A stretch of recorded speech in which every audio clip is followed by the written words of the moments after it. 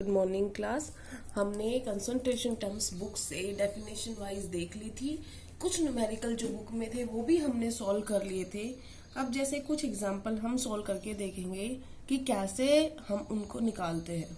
तो for example 20% aqueous and नेवत solution provide किया गया है और आपसे पूछा गया है molarity, normality and molality. Density of solution अगर 1.2 ग्राम पर सीसी है तो सबसे पहले आपको जो ये स्टेटमेंट दी गई है इसको समझना होगा कि इसका मतलब क्या है। यहाँ पे भी चलो मैं क्लियर कर देती हूँ, m/v से दिया हुआ है ये, ठीक है। तो 20% एक्वस NH सॉल्यूशन m/v से दिया गया है। इसका मतलब ये है कि 20 m/v मतलब मास 20 ग्राम ऑफ सोल्यूट कौन है हमारे पास, NaOH, डिजोल्व इन, ये क्या है, वॉल्यूम, कितने में घुलेगा, 100 मिलीलीटर ऑफ सॉल्यूशन।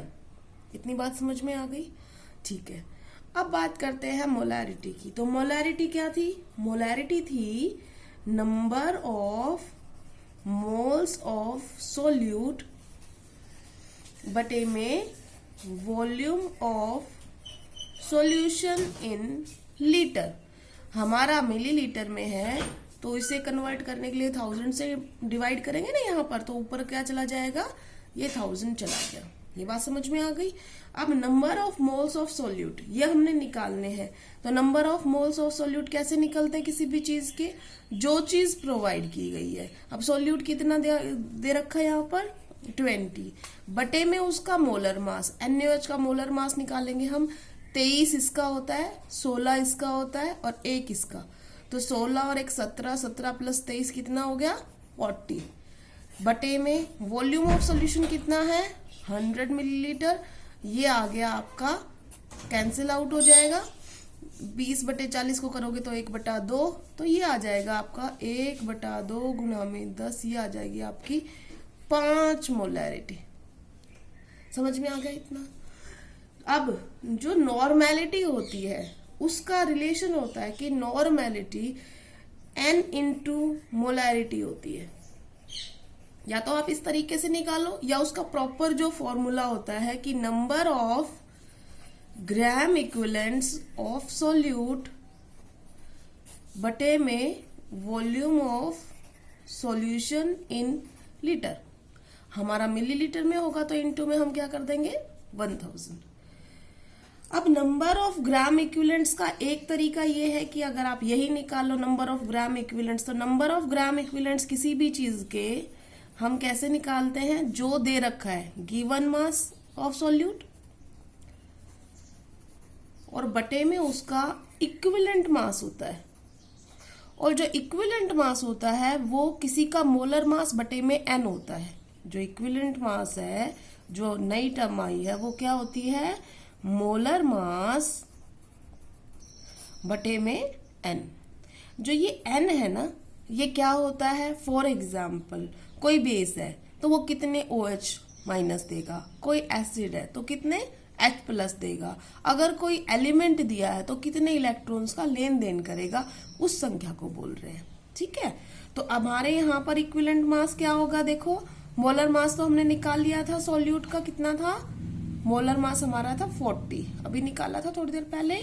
और यहाँ पर ये बेस है और सिर्फ एक OH देगा तो ये कितना आ गया, इक्विवेलेंट मास 40 आ गया, ठीक है। तो हमारे नंबर ऑफ ग्राम इक्विवेलेंट्स क्या हो गए, गिवन मास कितना है 20, इक्विवेलेंट मास भी कितना आ गया 40, सेम आ गया 1/2, ठीक है।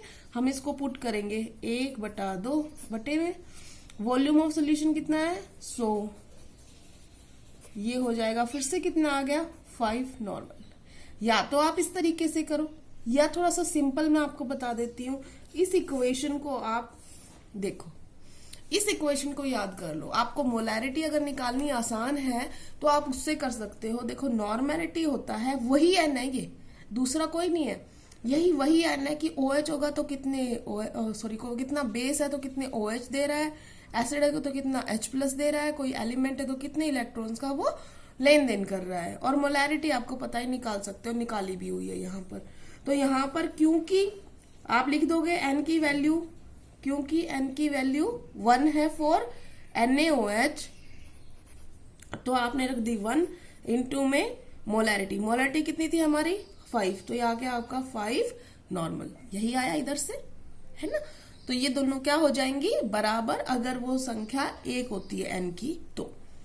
अब बात करते हैं मोलेलिटी की। मोलेलिटी का, उसके लिए आपको मोलेलिटी का फॉर्मूला दोबारा से याद करना पड़ेगा। Number of moles of solute पर किलोग्राम ऑफ सॉल्वेंट, तो mass of solvent in KG. अब केजी में नहीं दिया गया होगा क्योंकि हमारा ग्राम में है सब कुछ, तो इन अगर ग्राम में हो तो इनटू में हम क्या कर देंगे 1000। इतनी बात क्लियर है। अब बात जो समझने वाली है वो ये है, देखो ये चीज आपने कैलकुलेट कर रखी है, बट मास ऑफ सॉल्वेंट कहीं पर भी दिया नहीं हुआ है, वो आपको कैलकुलेट करना पड़ेगा। अब वो करोगे कैसे, तो देखो यहां पर क्या प्रोवाइड है, डेंसिटी ऑफ सॉल्यूशन। देखो आपको पास डेंसिटी ऑफ सॉल्यूशन है कितनी 1.2 ग्राम पर सीसी। आपके पास वॉल्यूम ऑफ सॉल्यूशन है कितना 100 ml। मास निकाल सकते हो, डेंसिटी का फॉर्मूला क्या होता है, मास ओपन में वॉल्यूम। तो हमें डेंसिटी ऑफ सॉल्यूशन पता है, हमें वॉल्यूम ऑफ सॉल्यूशन पता है, हम मास ऑफ सॉल्यूशन निकाल सकते हैं, वॉल्यूम इनटू डेंसिटी। तो mass of solution is equal to क्या हो जाएगा 1.2 इंटू में 100। आपने इसे 1 इंटू किया तो ये कितना आ गया 120 ग्राम। इतना आ गया समझ में, इसमें कुछ दिक्कत नहीं आई। यहां पर जो आया है ये क्या है, ये सॉल्यूशन का है, और यहां पर पूछा गया है वो क्या है सॉल्वेंट का। ठीक है, तो ये हमारा नंबर ऑफ मोल्स तो हमने कैलकुलेट कर ही लिए थे 20/40। मास ऑफ सॉल्वेंट जो है ये तो सॉल्यूशन का है, ये सॉल्यूशन का था, उसमें से मैं किसका माइनस कर दूं, सोल्यूट का। सोल्यूट कितना था हमारे पास 20, सोल्यूट 20 है ना, इनटू में क्या कर गया हमारा 1000, क्योंकि हम ग्राम में ले रहे हैं। बात समझ में आ गई, क्या बोला मैंने, ये सॉल्यूशन का और ये सॉल्यूट का माइनस कर देंगे तो क्या बन जाएगा, सॉल्वेंट का मास बच जाएगा, वो हमने कर दिया। तो ये आ जाएगा आपका दोबारा से, ये 1/2 है, और ये कितना आ जाएगा 100, और ये 1000, और फिर से कितना आ जाएगा 5 मोलर। बेटा पेपर में डायरेक्ट 100 नहीं करना है, आपने दिखाना है कि आपने मास ऑफ सॉल्वेंट कैलकुलेट किया है, क्योंकि कई बार क्या होता है जरूरी नहीं है 1.2 दे रखा हो, अगर 1.3 दे रखा होता तो ये क्वेश्चन का आंसर चेंज होता। 130 में से आप 20 घटाते तो 110 से डिवाइड करना होता आपको। तो कभी आप सोचो कि मैडम 100 ही आना था तो हम तो डायरेक्ट कर लेंगे, ऐसा नहीं होता है। तो आई थिंक आपको मोलैरिटी, नॉर्मेलिटी और मोलेलिटी आप कैलकुलेट कर सकते हो। ठीक है, इसी क्वेश्चन को हम रखते हुए आपकी दूसरी टर्म भी अगर कोई कैलकुलेट करवाना चाहे, दूसरी टर्म कैसे, फॉर एग्जाम्पल कोई आपसे मोल फ्रैक्शन निकलवाना चाहता है, मोल फ्रैक्शन NaOH का और मोल फ्रैक्शन दूसरा कौन सा है, वाटर है, एक्वा सॉल्यूशन है, तो ठीक है। तो मोल फ्रैक्शन के लिए हमने क्या बताया था आपको, जो नंबर ऑफ मोल्स है NaOH के, जो भी कंपोनेंट पूछ रखा है, बटे में टोटल में 2 ही कंपोनेंट है हमारे पास, एक वाटर और एक NaOH। इसी तरीके से इसका निकालोगे तो ये H2O, number of moles plus NaOH plus water. तो हमें ये कैलकुलेट करने के लिए दोनों का क्या चाहिए, NaOH का चाहिए। तो NaOH के तो हमने मोल्स पहले निकाले थे 20/40, 0.5 मोल्स, ये तो 0.5 है। वाटर के भी निकाल लेते हैं। अब अगर 100 में से, क्योंकि 100% सॉल्यूशन था ना हमारा, 100 ग्राम में से 20 ग्राम NaOH है, ये हमारा था, देखो 100 नहीं था हमारा, कितना था मास ऑफ सॉल्यूशन 120 ग्राम। अब 120 ग्राम में से हमारा कितना है सोल्यूट 20, तो ये कितना है 100, सॉल्वेंट अभी निकाला था आपने 100, तो ये 100/18, ठीक है, ये आ गया। अब ये इतना मोल हमारा हो जाएगा। तो इसका निकालने के लिए हम क्या करेंगे, NaOH का कितना है 0.5, 0.5 प्लस में 100 अपॉन में 80, बस कैलकुलेशन है। इसका निकालोगे तो कैसे निकालोगे, 100 अपॉन में 18 बटे में 0.5 प्लस में 100 अपॉन में 80। और इसका जो आएगा, फॉर एग्जाम्पल कुछ आ गया है ना, और इसका कुछ आएगा, अगर आपने अपना आंसर चेक करना हो तो इन दोनों को जोड़ के देख लेना आपका कितना आना चाहिए, 1। ठीक है ना। अगर कोई बाइनरी सॉल्यूशन है तो उनके दोनों का मोल फ्रैक्शन 1 आएगा जोड़ करोगे तब।